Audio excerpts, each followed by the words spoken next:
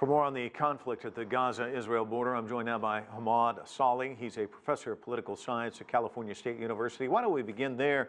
Talk to me about these new tactics and kind of the building of this whole thing. Where do you see it going? Well, it's a bit different from what we've seen in the past. These protests are becoming a bit more tense, more tactful, and having more impact on the the Palestinian sides towards on the Israeli side.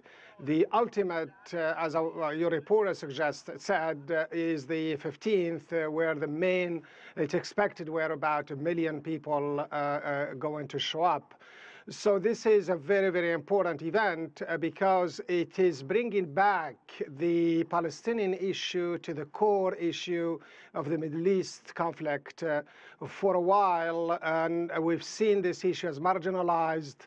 But this kind of protests are putting it back on the map, and that's where what's one of the impact that is sort of we are seeing.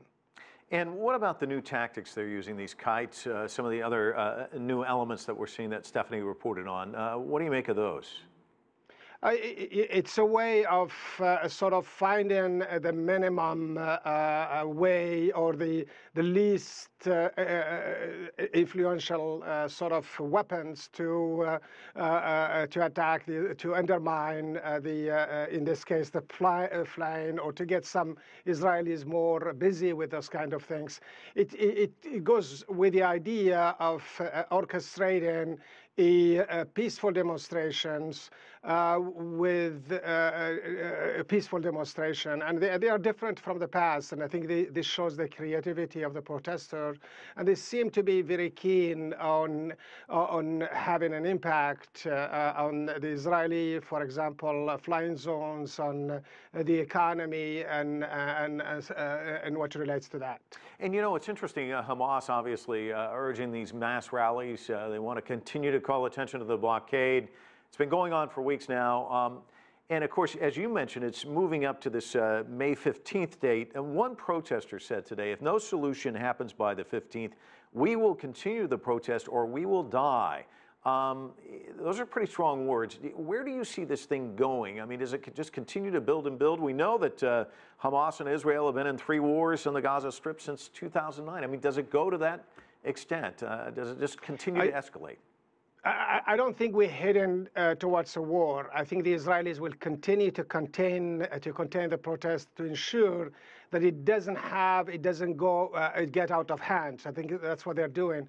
The main reason for it is the political climate in the region. Specifically, the Israelis today are more concerned about the Iranians than the Hamas. They believe that a war against Hamas or engaging in an escalation of war similar to what we've seen in 2009 and previously would actually undermine their work against the Iranians. So this is not because they don't want to escalate it, and they know very well that this could escalate further, but they understand that their main target at this point are the Iranians, and they are not going to mess up with that because they see Iran as a bigger threat to their national security than the Palestinians. Hamoud Salhi joining us from California. Thanks so much.